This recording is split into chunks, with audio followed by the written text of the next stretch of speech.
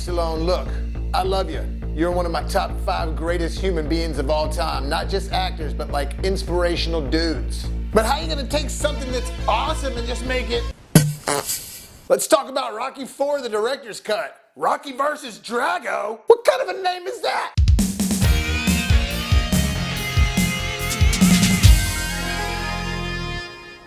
What up, party people? Bobo here with BrassReel Brothers. Thanks for coming back for some more popcorn. As you can see, I'm in a little different area right now. I'm house sitting for my folks. And I do this all the time for them. Normally I go back and forth between my place and here to film, do reviews, and edit. This time I decided to just pack up shop and do everything here. And it's a pretty good little background, I gotta say. Makes me look like I'm doing good in life. All right, look. So Rocky IV, when that came out, it was everything to me as a kid. I used to go to my grandma's when I was a kid. My mom and dad were out for dinner or something like that. She would babysit me, or sometimes I would stay there during the summer, during the day, or whatever. But she had all these movies. She had all the Rockies and all the Rambos, among other films. And the first movies I ever saw that truly reeled me into cinema and just made me believe like, oh my God, this is awesome, were Rambo 2 and Rocky IV. I watched those movies over and over and over. And I watched all the other ones too, but for some reason Rambo 2 and Rocky IV were the ones for me that I was just like, these are badass. And I love Stallone ever since. Him, Schwarzenegger, Van Damme, Chuck Norris, all those guys. But for some reason Stallone's always stuck out to me because he's a producer, he's a writer, he's a director, and he's an actor. And he's had sort of a second boom of success in life after the death of his son. A lot of people forget about that. So when I heard he was doing a director's cut of Rocky IV, I was kind of excited, but I was also like, why are you gonna tamper with something that's already great?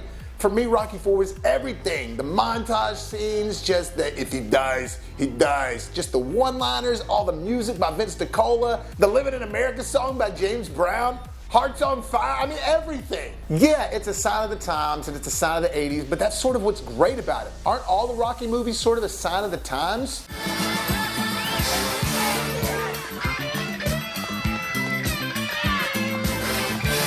Look, I understand as an artist that you're never done with your work. You know, look at George Lucas and what he did with Star Wars. But the difference there is, and I'm not trying to take up for that because I hate every re-edit that he does, but the difference with George Lucas and Star Wars stuff, at least he's trying to tie it into other stuff they've made after. You know, he's trying to tie it into the prequels that he made and all that stuff. There is some sort of like point behind him trying to re-edit it. Whereas Rocky IV, it just kind of felt like this is an experiment, so what are you trying to do here, Stallone? There's a reason the theatrical version was edited the way that it was. It just works way better. This version didn't work for me. The music's still there in most of the parts, you know, you still got all those fun songs, but just that quick editing that we had in Part 4, and yeah, look, the original theatrical version of Part 4 was arguably half montage, but that was what was badass about it. It got you so pumped up, and just everything about it was perfect, in my opinion. And it connected right from Rocky 3. It felt like it just bled right over. In fact, I've always felt like Part 3 and Part 4 are sort of a set, just like Rocky 1 and 2 are sort of a set. Rocky 1 and 2 are more of that Oscar style of film, extremely emotional, the underdog, all that. And then 3 and 4 are sort of like how he's dealing with being a famous boxer.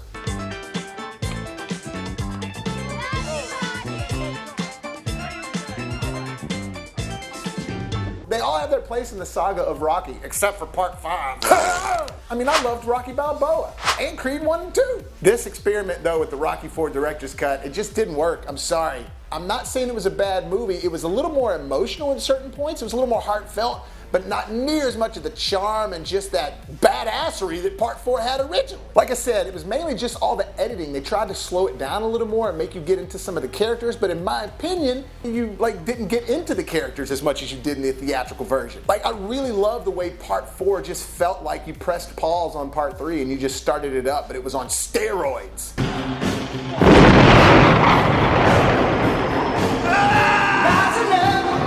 This one, they just make some choices and some editing that just did not work for me, honestly. And on top of that, we all know that the Drago fight scene is so badass between him and Rocky. Literally, probably one of the greatest boxing matches to ever exist in a film. Yeah, it's over the top, crazy, and he's getting beat off to hell, but that's what's awesome about it. This one, they re-edited some things that just didn't make it as energetic. It didn't make that fuel there that you like from the theatrical. One of the things that worked a little bit better was the Apollo scene where Apollo died. Yeah, spoiler if you hadn't seen this movie, Apollo dies. That was a little more emotional and heartfelt for sure. That worked a little better. But as a whole, the theatrical version is just way better. There was a reason it was cut and edited that way in the first place. So look, I'm sorry. Rocky IV, the director's cut, Rocky versus Drago, I give it like a C-. I'll probably never watch it again, and in fact, I'm gonna put on the theatrical version right now just to boost myself back up. Because Rocky IV is badass. Might be my favorite one to watch. The theatrical version. Drago! Well, that'll do it for this review, guys. I just wanted to give you my thoughts on Rocky IV, the director's cut. Thank you so much for clicking on this video and hit the like button if you enjoyed it. Look for Bobby Williams on Facebook, look for BrassReel Brothers on Facebook, and look for BrassReel Brothers on Twitter. And if you haven't done so already, hit that subscribe button so you can help us make it to the top. And as always, if life gives you lemons, make some hot, fresh popcorns.